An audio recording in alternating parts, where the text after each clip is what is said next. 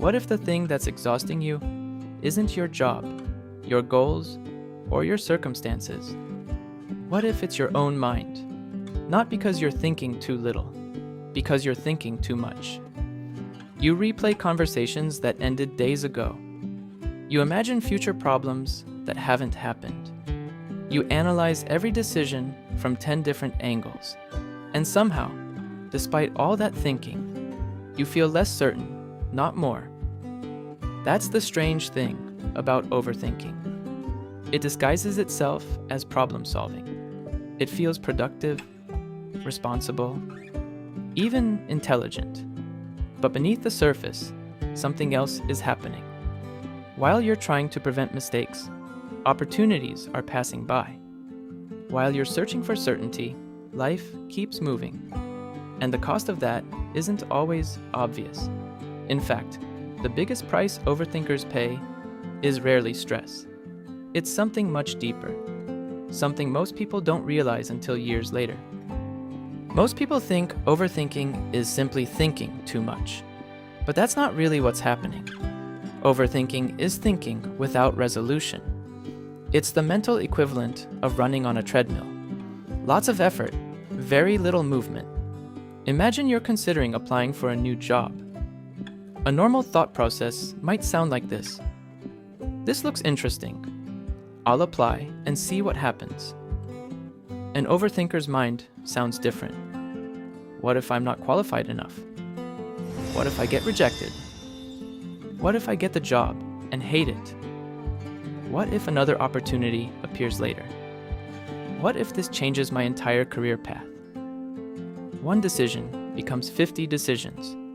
One possibility becomes hundreds. And eventually, doing nothing starts to feel safer than choosing. This is why overthinking often looks like procrastination from the outside, but internally, it's something different. You're not avoiding thought, you're drowning in it. And the worst part? Most overthinkers are highly self-aware. They know they're stuck. They know they're going in circles, yet they can't seem to stop. To understand overthinking, we need to understand something surprising about the human brain. Your brain does not prioritize happiness. It prioritizes safety. Thousands of years ago, caution helped humans survive. The person who anticipated threats often lived longer than the person who didn't. The problem is that your brain still uses that ancient software. Except now, the threats aren't predators. They're social rejection, failure, embarrassment, uncertainty. And because your brain treats uncertainty like danger, it tries to eliminate it. That's where overthinking begins. You think if you analyze long enough, you'll eventually reach certainty. But certainty rarely arrives. Psychologists call this the uncertainty trap. The belief that one more thought will finally make everything clear. Yet every answer creates another question, and another, and another. There's also something called the illusion of control. When people feel anxious, they often think more because thinking creates the feeling of doing something, even if nothing actually changes. It's similar to rocking in a chair. You're moving constantly, but you're not going anywhere. That's why many overthinkers end the day mentally exhausted, despite making very little progress. The effort is real. The results are not. Most discussions about overthinking focus on stress and anxiety. But those aren't the biggest costs. The biggest costs are invisible. Let's start with confidence. Many people believe confidence comes from having the right answers.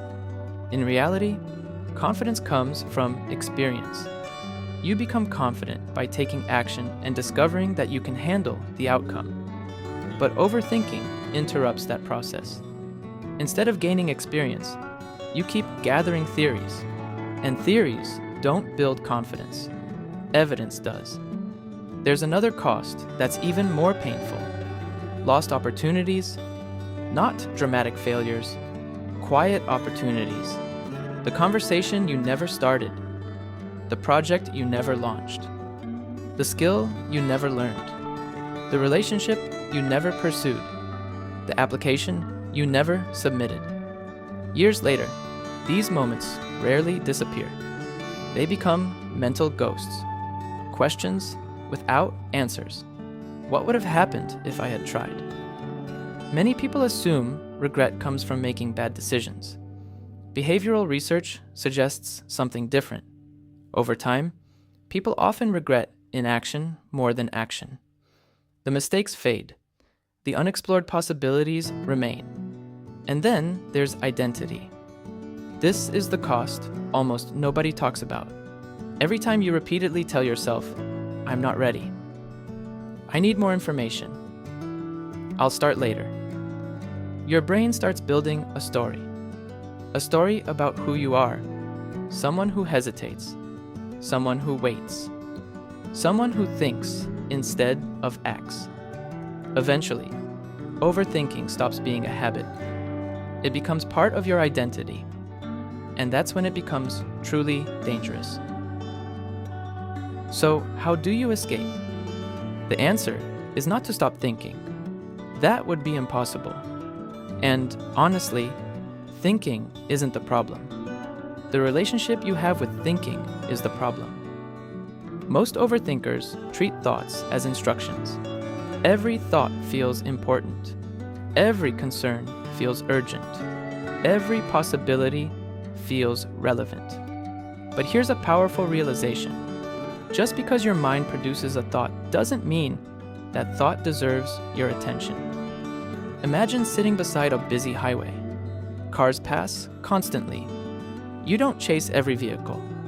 You simply observe them. Thoughts work the same way. You can notice them without following them.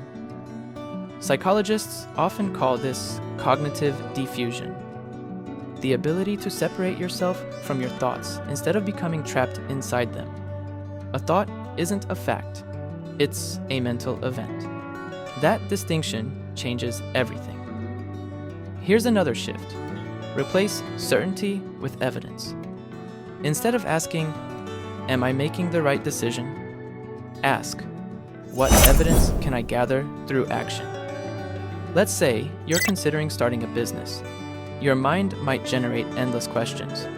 Will it work? Will people buy? Will I fail? Instead of solving all those questions mentally, run a small experiment. Create a simple offer. Talk to potential customers. Collect real feedback.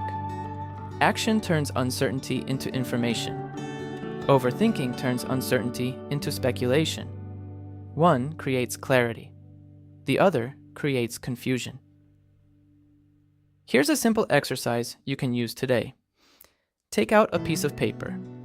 Draw a line down the middle. On one side, write, "Things I can only solve by thinking." On the other side, write, "Things I can only solve by acting." Now take the problem you've been obsessing over recently. Be honest. Which column does it belong in? Most people discover something surprising. The issue they've spent weeks thinking about can only be solved through action. Not more analysis, not more research, not another late-night conversation with themselves. Action. Then choose the smallest possible step, not the perfect step. The smallest one, a message, a phone call, a draft, an application, a conversation. Complete it within the next 24 hours. Not because it solves everything, because it breaks the cycle. Overthinking promises protection. It promises certainty. It promises better decisions. But often, it delivers the opposite. More doubt, more hesitation, more distance between who you are and who you could become. The hidden cost of overthinking isn't the time spent thinking. It's the life that remains unlived while you're doing it. The opportunities postponed, the experiences delayed, the versions of yourself that never get the chance to emerge. And here's the hopeful part. You don't need to eliminate uncertainty to move forward. Nobody does. The people who seem decisive aren't necessarily more certain. They've simply learned something overthinkers often forget. Clarity is rarely found before action. It's usually found because of action.